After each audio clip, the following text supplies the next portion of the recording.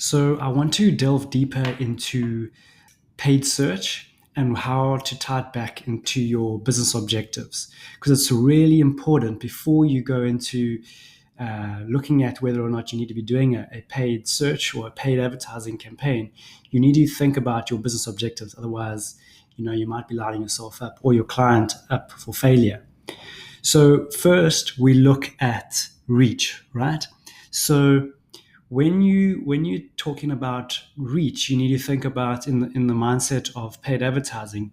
You need to really think about banner ads, and you need to think about Facebook promotion. Now, with banner ads in Google's display network, you need to think about, well, by default, if you look at the screen, I'm about to set up a campaign and I'm looking at display network only. Their objectives say build awareness, see your ad. Now, you more than likely should be putting in your tick in that box if you want more reach. But I'd challenge the thinking and have a more clever or intelligent approach, and it's worked quite well for us. In that, you actually go for you choose drive action, but now you're still wanting to create a banner ad, but the banner ad to extend your reach has no call to action. So the objective, obviously, in terms of Google's eyes, is saying drive action. So that's clicks, right? But if there's no call to action on the banner, there won't be any clicks. So then your cost per click, or there's less clicks. So you're only paying for the clicks that you're getting. But if there's no call to action, no one will be clicking. Yet you're still getting your impression rate. So that ticks the box of reach. So it's really a clever way of increasing impressions and decreasing cost on that campaign, because you're only going to be paying per click, but you're still getting impressions. So that's a really clever way for a reach campaign using Google's display network. And then with regards to Facebook, I must be honest, we haven't really, and the clients that we work on, it's not a cost-effective way for us to go after for reach. We'd rather look at engagement and ways to interact with the user on Facebook or social media platforms. So reach is not really the place for us at the moment. Things might change, but for now, it doesn't really work. And then if you move on to ACT, which are your interactions, I've made notes here for search intent. So typically that's your typical paid search campaign and targeting specific keywords related to the landing page. Now, yeah, it's very important to start looking at how paid search or the keywords that you're choosing line up with the landing page. And we've seen that looking at conversion rates, how a landing page can really make or break that campaign, even if you're going after a low cost per click. So a very niche, not as competitive keyword. But if you don't have a really good targeted landing page to that specific keyword, then your conversion rate's going to drop. So you have to really get into the head of that search intent. Remember we got search intent and social interest. So yeah, you really need to highlight search intent in terms of your strategy and aligning a landing page for that. And then with regards to Gmail ads, that is working really, really well. And that's more on interest. So that's not search intent. Now you're going more onto the interest side. So you're targeting people using Gmail or the free Gmail inbox.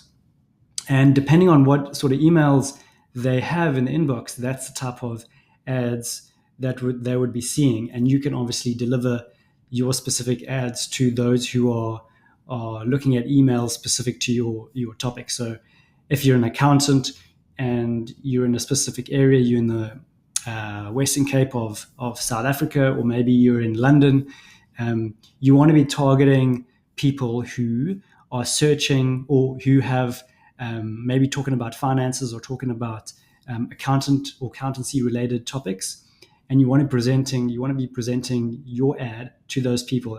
And specifically around, if you're a small business and you're location based, you want to be targeting those people who are in your area. So it's really important to marry your geolocation and the topic that you are targeting, your service or product.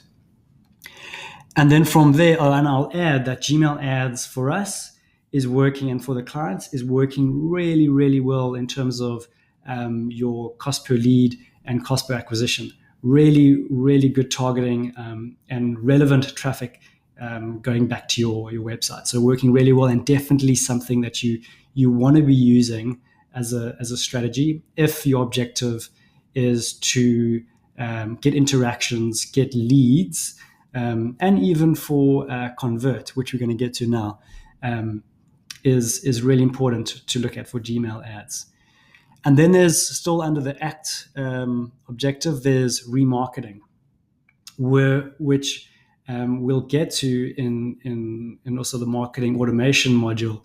But it's a really clever way to reintroduce your brand to someone who's already visited your website. So although they might not have submitted a form, or there was no transaction or lead, you can still get them back to your website because they obviously are aware of your brand.